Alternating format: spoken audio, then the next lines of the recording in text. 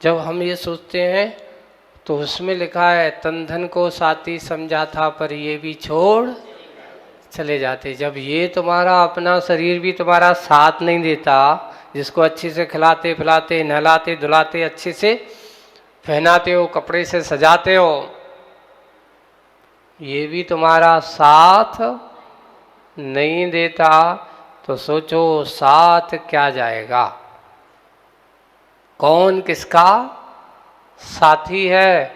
इसलिए पुण्य पाप के खेल को समझो, पुण्य पाप के महत्व को समझो। आत्मा की पवित्रता का नाम ही पुण्य है, और आत्मा के अंदर संक्लेशता आ जाए तो समझ लेना इसी का नाम पाप है। एक तरफा संक्लेश है, दूसरी तरह विशुद्धता है। इसलिए 9 पदार्थ का कथन भी, इन 7 तत्वों में पुण्य पाप और मिला दो तो कितने हो जाएंगे? 9 पदार्थ है। 5 अस्थि काय, 5 अस्थि कायों का वर्णन किया गया। तो कौन कौन से हैं? तो 6 द्रव्य होते हैं। कितने द्रव्य होते हैं? उनमें से कौन से? जीव, पुद्गल, धर्म अधर्म, आकाश और काल, ये 6 द्रव्य हैं। 6 द्रव्य में 5 द्रव्य तो कायमय होते हैं, इसलिए उनका नाम अस्थिकाय है, बहुप्रदेशी होते हैं। लेकिन काल की कोई काया नहीं होती। समय को किसी ने बांधा, हाँ मैंने बांधा, हाथ पे बांध रखा है। तुमने समय को बांधा कि घड़ी को बांधा? हाथ पे किसको बांधा? बोले हाथ में घड़ी जरूर है, तुम कहो कि मैंने काल द्रव्य को बांध लिया। घड़ी का बांध लेने का नाम काल द्रव्य नहीं है। क्यों? क्योंकि घड़ी तो बंद हो सकती है, पर काल द्रव्य की घड़ी कभी बंद नहीं हो सकती। हो सकता है आपकी घड़ी का सेल खत्म हो जाए या चाबी खत्म हो जाए तो आपकी घड़ी क्या हो जाती? वहीं रुक जाती है। आप कहो कि महाराज अब तो काल द्रव्य रुक गया, आगे नहीं बढ़ रहा है, तो क्या तुम्हारे हाथ की घड़ी बंद हो गई तो क्या दूसरे की घड़ी, काल द्रव्य की घड़ी बंद हुई? ना, वो तो हमेशा चलती रही है, वो कभी रुकने वाली नहीं है, ना रुकेगी ना रुकने। लेकिन यह आपको इसकी काया नहीं होती, इस कारण से वो अस्थिकाय नहीं है। अस्थिकाय की परिभाषा दी, क्योंकि जो बहुप्रदेशी होते हैं उनका नाम अस्थि काय है। लेकिन यहाँ पर जब वर्णन करते हैं तो उन्हें का काया के कारण से, ना होने के कारण से काल द्रव्य को अस्थिकाय नहीं कहा। तो कौन कौन से जीव अस्थिकाय हैं? ये द्रव्य हैं तो बोले कि जीव, पुद्गल, धर्म, अधर्म और आकाश, ये 5 अस्थिकाय होते हैं। कितने अस्थिकाय होते हैं? ये 5 अस्थिकाय कहे गए। तो इन 5 अस्थिकाय से ही हमेशा 5 अस्थिकाय और काल द्रव्य को भी मिला देते तो 6 द्रव्य होते हैं। कितने द्रव्य होते हैं पूरे? बिल्कुल। काल द्रव्य करता क्या है? आपकी काया को परिवर्तनशील दिखाने वाला अगर कोई है तो वो कौन सा द्रव्य है? एक वही समय था जब आप उस नवजात शिशु की तरह थे, तब इसने बताया ये तो बचपन वाला व्यक्ति है। लेकिन जैसे जैसे वह बढ़ता गया, आपका काल का प्रभाव आपकी काया पर क्या दिखता रहा? बड़ा हुआ, बचपन से 7-8 साल का हो गया आपकी काया में, अब वो स्वयं शाश्वत होकर के चलने फिरने लगा। और बड़ा हो गया, 20-22 साल का हो गया, अभी दूसरों के सामने हाथ फैलाना पड़ता कि लाओ पैसा दो। अब वो कहता है मैं तुम्हारे आश्रित, और मैं स्वयं अपना कमाने लगा। परिवर्तन होता है धीरे धीरे धीरे धीरे, बढ़ते बढ़ते वह कहाँ जवानी पर पहुंच जाता है, जवानी से फिर बुढ़ापे की प्रौढ़ावस्था पे आ जाता है, प्रौढ़ावस्था से फिर वही शरीर है, वही व्यक्ति है। इन 60-70 सालों में उसको सब कुछ क्या हो जाता है। एक नवजात शिशु से शुरुआत होती है और बुढ़ापे तक उसका वेदन अनुभव करता रहता है तद्रूप पर्यायों की। तो ये सारे के सारे काल द्रव्य के माध्यम से तद्रूप ऐसी अवस्थाएं देखने को मिलती हैं, ऐसी अवस्थाओं की अनुभूतियाँ होती रहती हैं। तो इस प्रकार ये तत्वों का काल द्रव्य 6 द्रव्य हैं, 7 तत्व हैं, 9 पदार्थ हैं, और ये सारे के सारे कहाँ हैं, सारे के सारे लोकाकाश में हैं। ये सब कहाँ है, जहाँ जहाँ ये द्रव्य तत्व पाए जाएंगे उसका नाम लोकाकाश है, और जहाँ ये नहीं है उसका नाम अलोकाकाश। इसलिए जहाँ ये 6 द्रव्य, 9 पदार्थ, 7 तत्व आदि का स्वरूप देखा जाता हो उसका नाम आकाश है, और जहाँ ये सब नहीं होते उसका नाम अलोकाकाश है। ऐसे अलोकाकाश का कथन करने वाले धर्मनाथ भगवान जिनके बारे में कहा गया, उनके पद पंकज में बारंबार क्या होवे, नमस्कार होवे। उनके चरण कमलों में बारंबार नमस्कार है। चलते हैं ऐसे धर्मनाथ भगवान के, ये तो उनकी स्तुति हो गई। अब उनका पूर्व भाव की ओर चलते, धर्मनाथ भगवान बने कैसे। तो उत्तर पुराण के इस प्रसंग को अपन लेते हैं। तो उन्होंने मंगलाचरण में लिखा है, जिन धर्मनाथ भगवान से अत्यंत निर्मल उत्तम क्षमादि 10 धर्म उत्पन्न हुए। किनसे, ऐसे उन अत्यंत निर्मल उत्तम क्षमादि 10 धर्म उत्पन्न हुए, वे धर्मनाथ भगवान हम सब लोगों को अधर्म दूर करके हमारे लिए सुख प्रदान करें।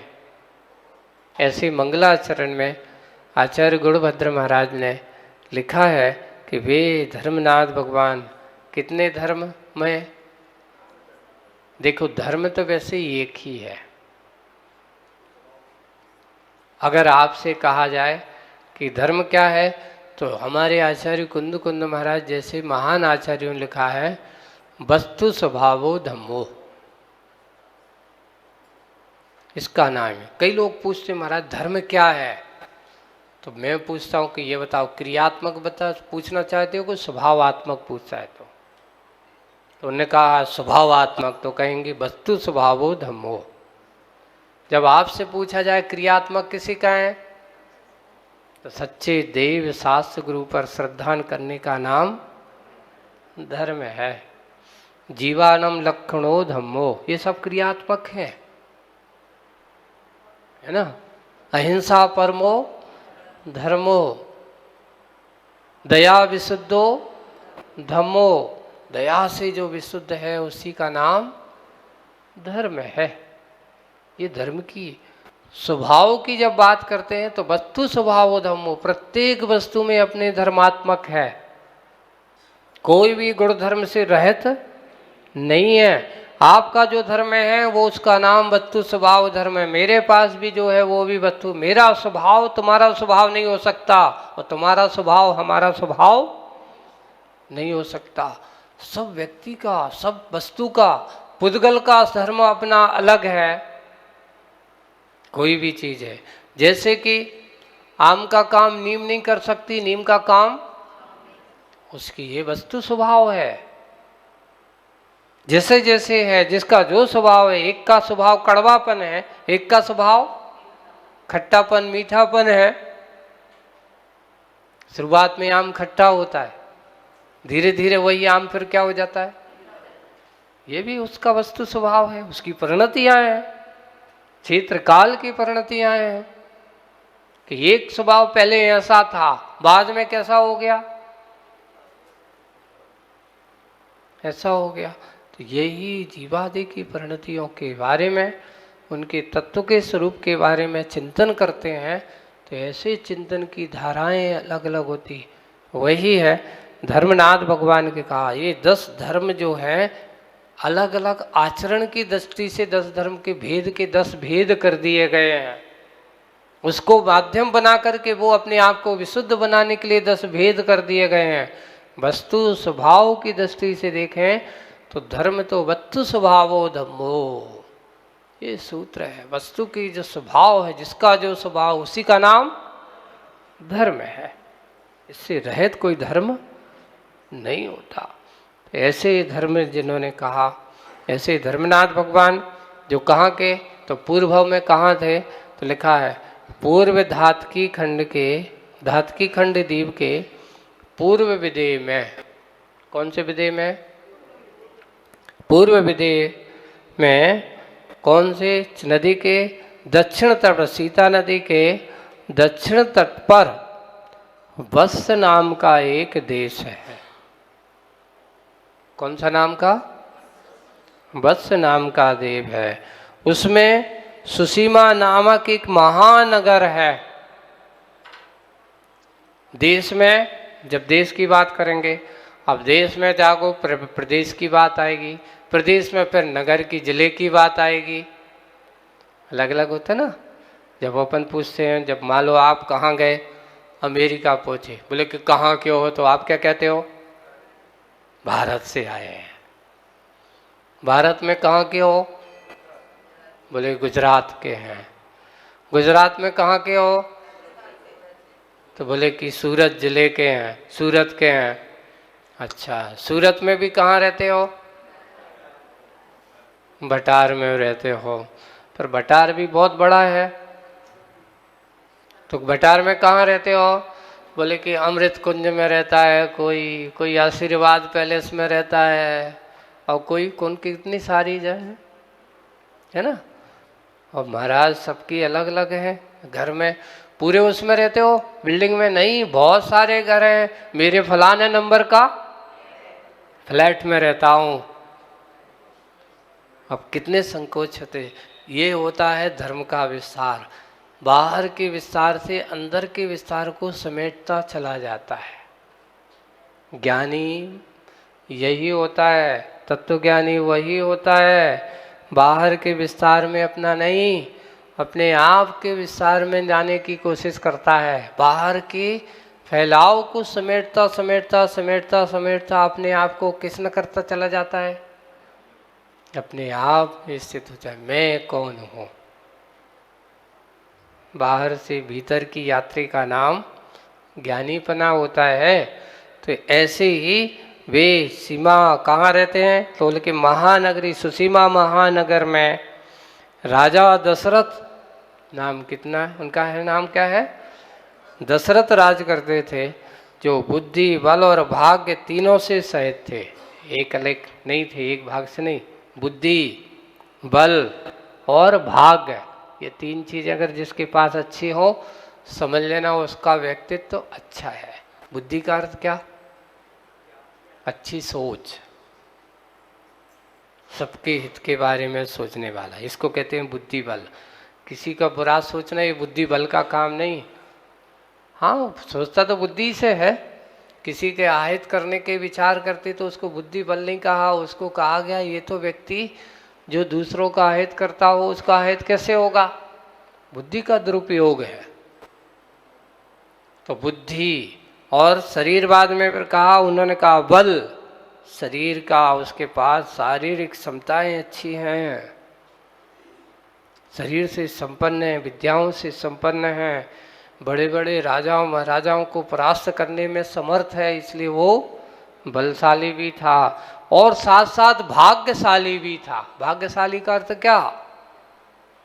कि उसके पास भाव पुण्य कर्म का उदय है, संपदाओं की कोई कमी नहीं है, धन संपत्ति से भरपूर है, भंडार भरा पड़ा है, किसी प्रकार की कोई कमी नहीं है। इसको तीनों प्रकार के बल इस प्रकार से संपन्न है सहित, चूँकि वो हमेशा ऐसा करते करते और जीवन व्यतीत करते हैं। और एक दिन बैसाख की पूर्णिमा के दिन वे अपने आप को कैसे करते हैं, पढ़ते हुए फिर राज्य का उपयोग करते हुए और शांति से निश्चिंत होकर के धर्म के प्रधान सुख का भोग करते हैं। एक बार बैसाख शुक्ल पूर्णिमा के दिन सब लोगों का उत्सव मना रहे थे, उसी समय चंद्र ग्रहण पड़ा। देखिए इनको भी पूर्व भाव में कैसा हो गया, वैराग्य का कारण देखिए, इन्हें किसी मुनि महाराज के पास नहीं गए तो उन्हें लिखा धर्मनाथ का पूर्व भाव क्या हुआ, तो वो जाकर के सब लोग बैसाख शुक्ल पूर्णिमा के दिन सब लोग उत्सव मना रहे थे, उसी दिन चंद्र ग्रहण पड़ा। उसे देख करके राजा दशरथ का मन भोगों से एकदम उदास हो गया। देखिए इतना चमकने वाला, सबको प्रकाशित करने वाला वह चंद्रमा भी कैसा हो गया, एकदम उस सुंदर चंद्रमा के कुबलय नील कमल आदि ऐसे जिनसे मंडल आदि से आनंदित करने वाले उनकी कलाओं से परिपूर्ण है। और उसकी अवस्था हुई, अन्य पुरुषों का क्या होता होगा जब एक चंद्रमा भी जब ऐसा कलंक से ढक सकता है, तो सामान्य हम जैसे पुरुषों का क्या हो सकता है। ऐसा चिंतन मन में विचार किया और करते हुए चलो। और ऐसा मन में विचार करके राजा महारथ ने, दशरथ ने अपने महारथ नाम के पुत्र को, दशरथ के पुत्र का नाम क्या है, महारथ नाम के पुत्र के लिए राज्यभार सौंपा और समस्त परिग्रहों को छोड़ करके और मुनि दीक्षा संयम धारण कर लिया। अच्छे से ध्यान आदि करते हैं, द्वादश अंग का चिंतन भी करते हैं, 11 अंग का पाठ और 16 कारण भावनाओं का चिंतन करते हुए उन्होंने उसी भाव में तीर्थंकर प्रकृति का क्या किया, बंद कर लिया। और तीर्थंकर प्रकृति का बंद करते करते उन मुनिराज ने अपने उस संयम काल को किसके साथ, पूरे महाव्रतों के साथ व्यतीत करते करते और अंत में समाधि मरण के साथ साथ मरण किया।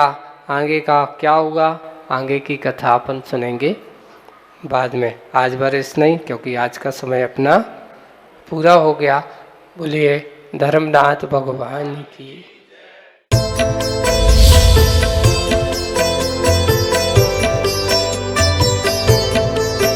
विद्या ग्रंथ की इस प्रेरक गाथा में इस शनिवार को देखिए कि युवावस्था की दहलीज पर खड़े विद्याधर ने अपने पिता के कौन से दायित्व को पूरा करने का प्रण लिया था। अरे तुम तो जानती हो श्रीमंती, इस व्रत को छोड़ा नहीं जा सकता। अन्ना, अक्का, यदि आप आज्ञा दे तो ये व्रत मैं रख सकता हूँ।